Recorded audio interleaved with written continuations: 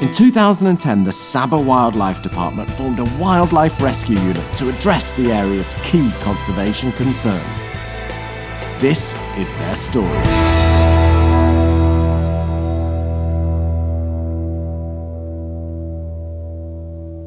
I'm in Lahad Datu on the eastern coast of Malaysian Borneo.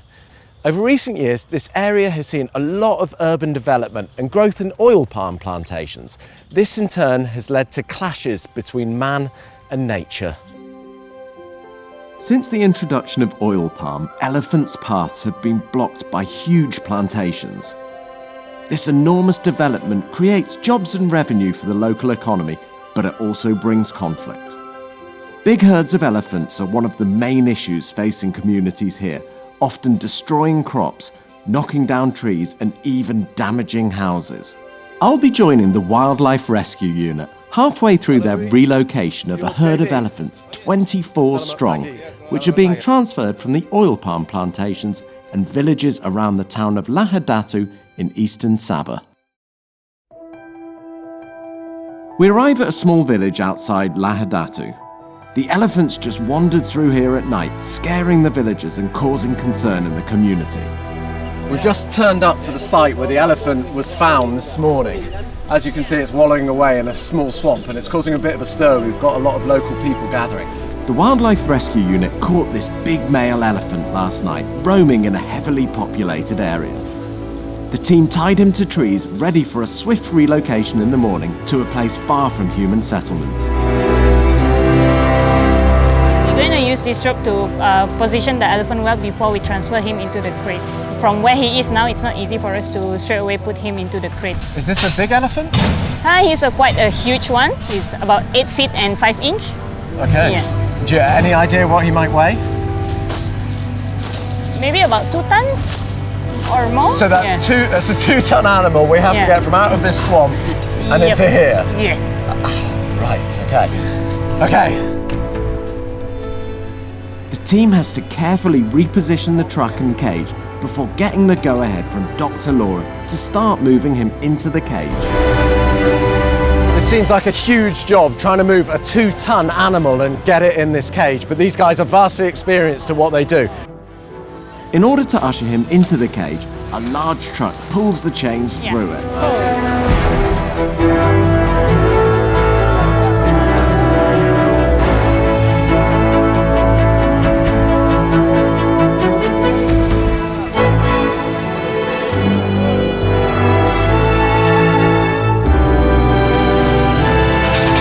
So here, this elephant, number 14 of this small herd, is about to be placed on this truck and then relocated to Tabin Wildlife Reserve.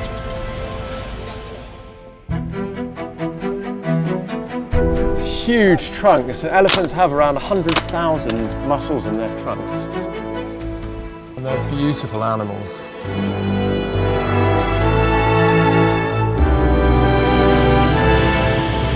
This might be the smallest species of elephant in the world, but it still weighs a huge amount, and it's even lifting this truck off its wheels on the left-hand side.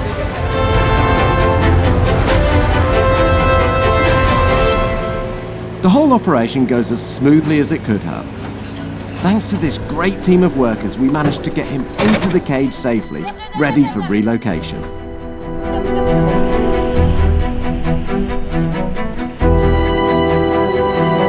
So here we are in Kampong Layang. Yes, Kampong Layang. And all the local people have come to wave the elephant goodbye, yes? Selamat jalan gajah, yeah? Bye bye.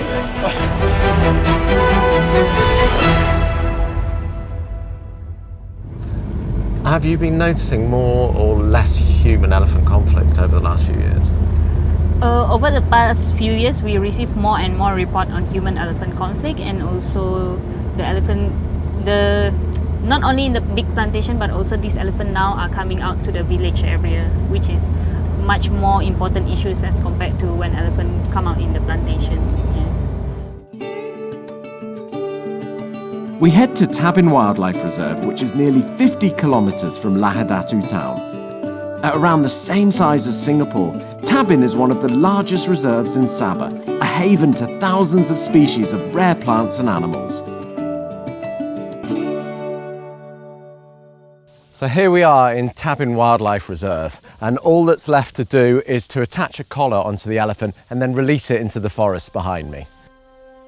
We need to tranquilise the elephant in order to attach a satellite collar to him. Without sedating the elephant, it would be near impossible to get the collar around his neck.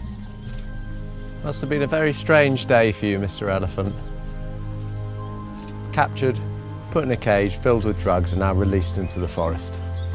But I promise it's for the greater good. They're just such beautiful, majestic animals. I don't know if you can pick up that really throaty voice, that really throaty noise that's coming out.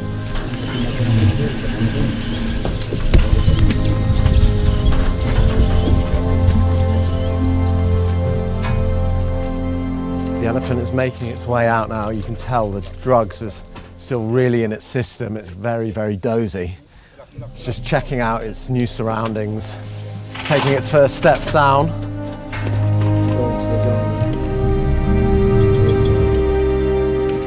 This collar is essential so scientists studying the movement of elephants can track them and get a good idea of where they're travelling. Because once we understand their movements, we can start to create corridors that will help to prevent future conflicts and keep both animals and humans safe. Laura's just taken a blood sample, and now we've got to move away because there's no telling which way the elephant's going to move. JB, congratulations. Thank you. Elephant number 14. Yeah. Congratulations.